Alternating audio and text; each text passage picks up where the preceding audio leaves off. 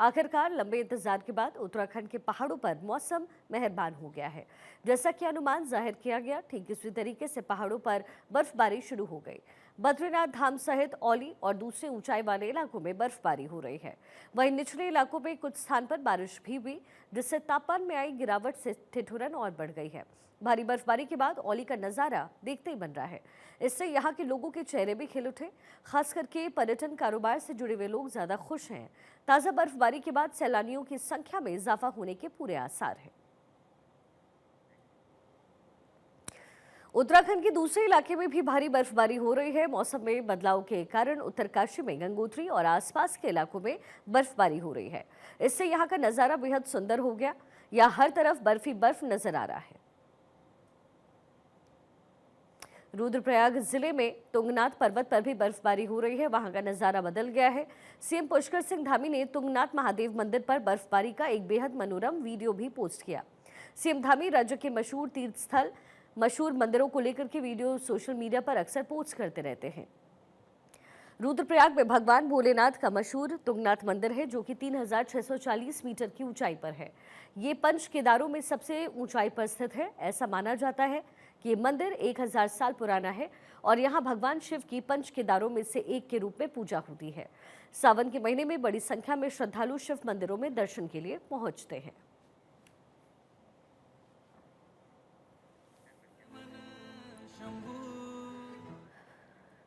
वहीं उत्तराखंड के नैनीताल में भी मौसम ने करवट ली है। नैनीताल, किलबरी, पंगोट, मुक्तेश्वर, धराचूली और रामगढ़ इलाके में बर्फबारी हुई। इसके बाद मौसम का बेहद खूबसूरत अंदाज देखने को मिला। बर्फबारी के बाद खिली हल्की धूप ने पर्यटकों का मन मोह लिया। सफेद बर्फ से ढकी हुई नैनीताल की पहाड़ियों पर धूप ने खूबसूरती में चार चांद लगाया। इस मौके पर पर्यटक बेहद खुश नजर आए। वहीं पर्यटकों के साथ स्थानीय लोगों में खुशी देखने को मिली। बर्फबारी के बाद कई इलाकों में तापमान में भारी गिरावट देखने को मिली है। बहुत ही प्यारा लग रहा है। यहाँ पे इतनी ज्यादा बर्फ पड़ी है कि जिंदगी का मजा ही आ चुका है। यहाँ पे स्नोफॉल हुआ है, साल की पहली बर्फ है। नए साल का तोहफा कुदरत का।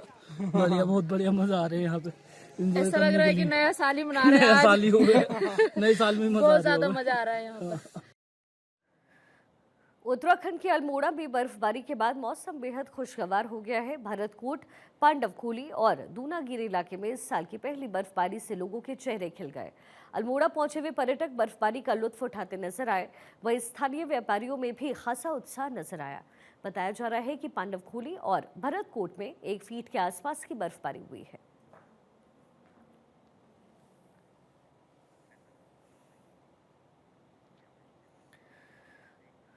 प्रयागराज में महाकुंभ का शुभारंभ हो चुका है। पौष पूर्णिमा पर पहले स्नान के लिए श्रद्धालुओं का सैलाब उमड़ पड़ा। अब तक 80 लाख से ज्यादा श्रद्धालुओं ने डुबकी भी लगाई। यह आंकड़ा 1 करोड़ तक पहुंच सकता है। 12 किलोमीटर एरिया में बना स्नान घाट श्रद्धालुओं से भरा हुआ है। संगम में हर एक घंटे में 2 लाख लोग स्नान कर रहे हैं। संगम पर एंट्री के सभी रास्तों में भक्तों की भीड़ है। इस खास मौके पर मुख्यमंत्री पुष्कर सिंह धामी ने महाकुंभ के शुभारंभ की हार्दिक बधाई दी। सीएम धामी ने सोशल मीडिया एक्स पर पोस्ट करके लिखा, सनातन संस्कृति के गौरव का प्रतीक है महाकुंभ। आप सभी को पौष पूर्णिमा के शुभ दिन और प्रयागराज की पवित्र धरा पर महाकुंभ के शुभारंभ की हार्दिक बधाई। आज से शुरू हो रहा महाकुंभ पर्व भारत की प्राचीन संस्कृति एवं देश विदेश से आने वाले करोड़ों श्रद्धालुओं की आस्था का प्रतीक है। यहाँ आकर न केवल हम शारीरिक शुद्धता को प्राप्त करते हैं, बल्कि आत्मिक शांति और दिव्यता का भी अनुभव करते हैं।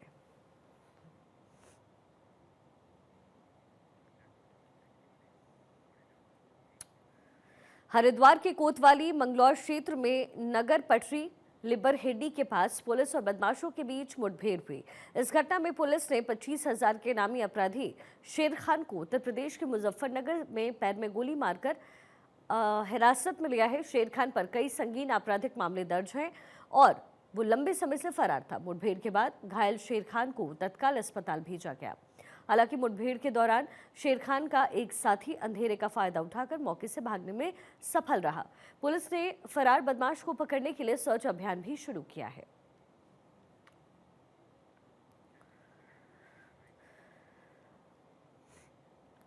उत्तराखंड की राजधानी देहरादून में रील के लिए जानलेवा स्टंट का वीडियो अब सामने आया है। देहरादून के भोगपुर फ्लाईओवर पर कई युवा बाइक से खतरनाक स्टंट करते हुए वीडियो में कैद हुए। ये युवा न सिर्फ अपनी जान को खतरे में डाल रहे हैं, बल्कि रास्ते से गुजर रहे दूसरे लोगों को भी जो है खतरे में डाल रहे हैं। हैरानी की बात यहाँ ये है कि पुलिस मूक दर्शक बनी हुई नजर आई और अभी तक कोई भी कार्रवाई नहीं हुई है। ऐसे में प्रशासन की लापरवाही जनता पर भारी पड़ सकती है।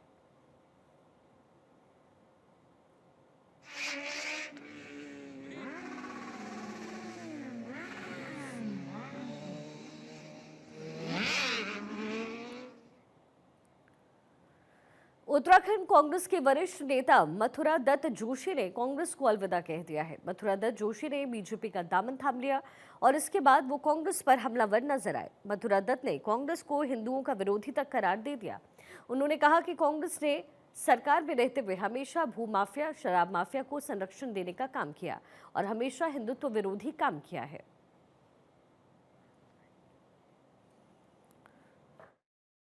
पहला उद्देश्य भारतीय जनता पार्टी की मजबूती के लिए काम करना है। भारतीय जनता पार्टी के जो मेयर पद के और नगर निकाय के अध्यक्ष पद के उम्मीदवार हैं, उनके समर्थन में काम करना है। और भारतीय जनता पार्टी कैसे मजबूत हो, कैसे सनातन मजबूत हो, कैसे हम यहाँ पर विकास के नए आयाम माननीय पुष्कर सिंह धामी जी के नेतृत्व में इस प्रदेश को आगे बढ़ा सकते हैं, ये मेरे सामने सबसे बड़ा लक्ष्य है। और अब बात निकाय चुनाव की कर लेते हैं। उत्तराखंड में नगर निकाय चुनाव का माहौल पूरे क्षेत्र में गरमाया हुआ है। हर एक उम्मीदवार अपनी जीत सुनिश्चित करने के लिए जनता से सीधे जुड़ने की कोशिश में लगा है। इसी कड़ी में पाटली गुज्जर नगर पंचायत में चुनावी मुकाबला दिलचस्प हो रहा है।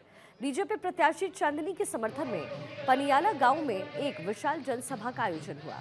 इसमें पूर्व कैबिनेट मंत्री स्वामी पतीश्वरानंद ने जनता को संबोधित किया। इस दौरान बीजेपी नेताओं ने स्वामी यतीश्वरानंद का फूलमालाओं से और पगड़ी पहनाकर तलवार भेंट करके स्वागत किया।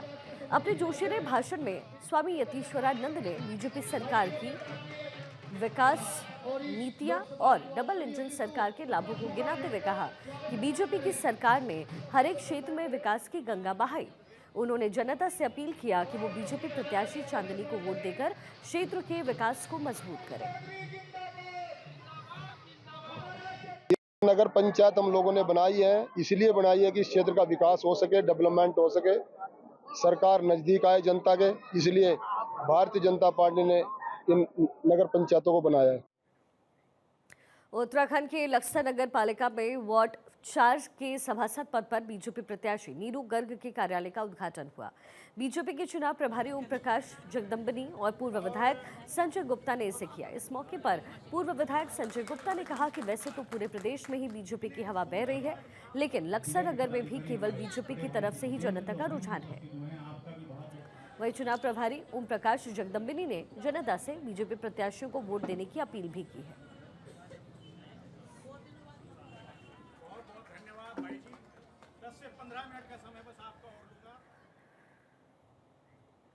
उत्तराखंड के पौड़ी सतखाल मोटर मार्ग पर भीषण सड़क हादसा हुआ।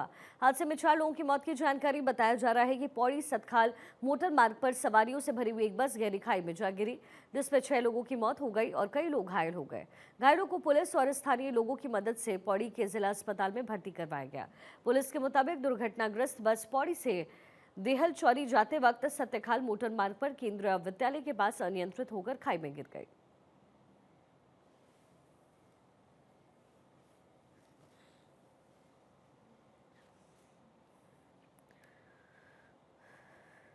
उत्तराखंड में 28 जनवरी से 14 फरवरी तक 38वें राष्ट्रीय खेलों का आयोजन होगा।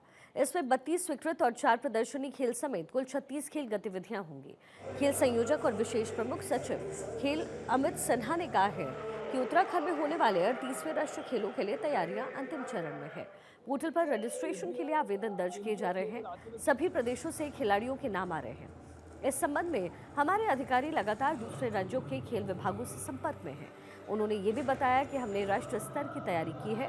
इसके लिए खेल मैदान और ट्रैक कोर्ट पूरी तरीके से अंतर्राष्ट्रीय मानकों के हैं। उत्तराखंड 38वें राष्ट्रीय खेलों के लिए मेजबानी में एक इतिहास कायम बनेगा।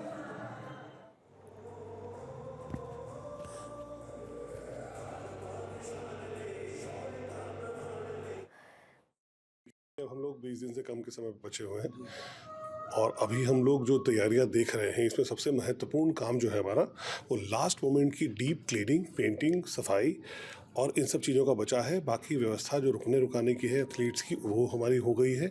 सबका जो रजिस्ट्रेशन होना चाहिए वो रजिस्ट्रेशन लगातार चल रहा है। जहाँ जैसे जैसे राज्य अपने खिलाड़ियों के नाम भेज रहे हैं पोर्टल पर रजिस्टर हो रहा है। हमारा कंट्रोल रूम चालू हो गया है और कंट्रोल रूम के माध्यम से उनको फ़ोन किए जा रहे हैं ताकि एथलीट समय से पहुँचे, उनको कोई असुविधा ना हो।